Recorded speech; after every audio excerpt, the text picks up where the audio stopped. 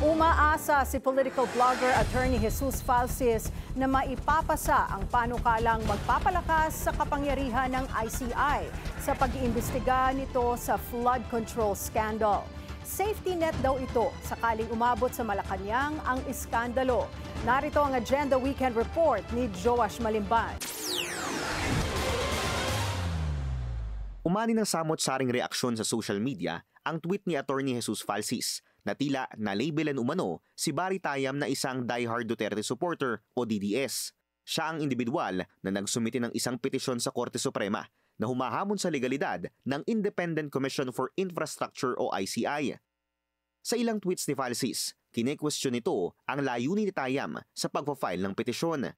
Katakataka raw kasi na ngayon pa nagsampa ng petisyon si Tayam kung kailan wala na si Baguio City Mayor Benji Magalong sa ICI na aniyay DDS din umano. Naglabas na rin daw ng initial recommendation ang ICI ng mga kakasuhan kasama sina Senators Joel Villanueva at Jinggoy Estrada, COA Commissioner Mario Lipana at dalawang dating kongresista. At pumayag na rin daw ang komisyon na i-livestream ang mga gaganaping hearing. Ayon sa isang netizen, dapat daw mag-ingat sa pag-label ng isang tao sa kung ano ang political leanings nito. Lumbas kasi ang ilang photos kung saan ipinakita ni Tayam ang kanyang pagsuporta kay Senator Bam Aquino, former COA Commissioner Heidi Mendoza at Akbayan Party List noong nakaraang halalan.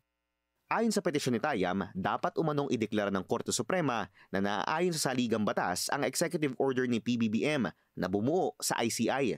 Dapat din daw na ma-determine ang scope of authority nito. Sa programang Politico Talks ng Billionaire News Channel, sinabi ni Falsis na dapat maaprubahan ang ilang bills na inihain sa Kongreso na layong magpatibay sa kapangyarihan ng komisyon.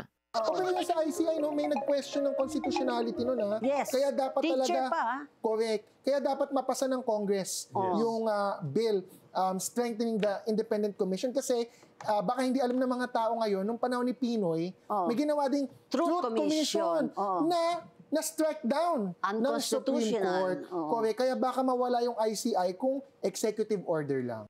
Bukod sa pagdaragdag ng kapangyarihan ng ICI, masusolusyonan din umano ng inihaing bills ang potential dilema sa pag-invoke ng executive privilege sakaling umabot sa ehekutibo ang investigasyon.